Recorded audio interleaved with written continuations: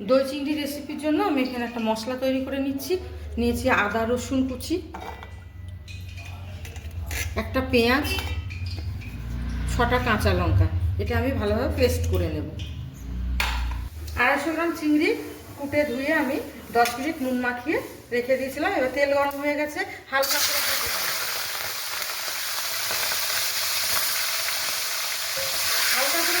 চিংড়ি বেশি ভাজলে পরে শক্ত হয়ে যাবে এবং স্বাদটা নষ্ট হয়ে যাবে।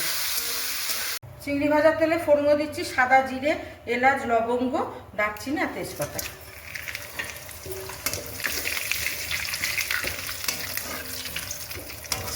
ফোড়নটা থেকে একটা খুব সুন্দর গন্ধ বার হচ্ছে।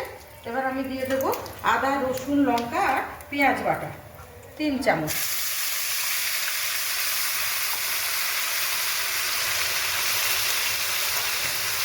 ভালোভাবে কষিয়ে নেব ফোড়নের সাথে। হালকা আছে মশলাটা কষিয়ে নিচ্ছি, ততক্ষণ আমি একটা দইয়ের পেস্ট বানিয়ে নেব। নিয়েছি 100 গ্রাম দই। এর মধ্যে আমি দিয়ে দেব 1/2 চামচ ধনে গুঁড়ো, 1/2 চামচ জিরে গুঁড়ো। এটাকে ভালোভাবে মিশিয়ে নেব, ফেটিয়ে নেব। দেখুন বন্ধুরা, মশলা থেকে তেল ছেড়ে গেছে। এবার আমি দিয়ে দেবো ফেটিয়ে রাখা দই আর মশলাটা। এটাকেও হালকা আঁচে আমাদের কষিয়ে নিতে হবে, নাহলে দইটা দলা পেকে যাবে।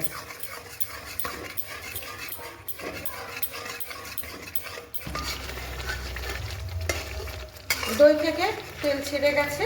এবার আমি দিয়ে দেব ভেজে রাখা চিংড়ি মাছটা। আপনারা চিংড়ি মাছের অনেক রেসিপি খেয়েছেন, কিন্তু একবার হলেও এরকম দই দিয়ে চিংড়ি মাছের রেসিপিটা করে খেয়ে দেখবেন, দেখবেন অসাধারণ লাগবে। এবার দেবো আমি এখানে স্বাদ মতো লবণ,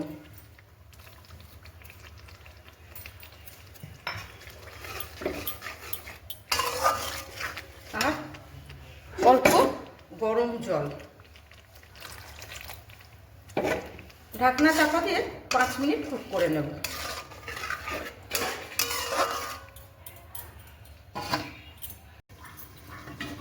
দেখুন বন্ধুরা, রান্না প্রায় শেষের দিকে হয়ে এসছে।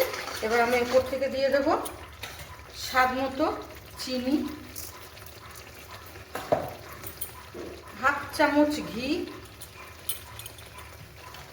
আর শাহি গরম মশলা। ভালোভাবে মিশিয়ে নেব। ভালোভাবে মিশিয়ে নিলাম। এর উপর থেকে দিয়ে দিচ্ছি কটা কাঁচা লঙ্কা। ভিডিওটি ভালো লাগলে লাইক, কমেন্ট, শেয়ার করবেন এবং চ্যানেলটিতে সাবস্ক্রাইব করে আমাদের পাশে থাকবেন। ধন্যবাদ। আপনারা সুস্থ থাকুন, ভালো থাকুন।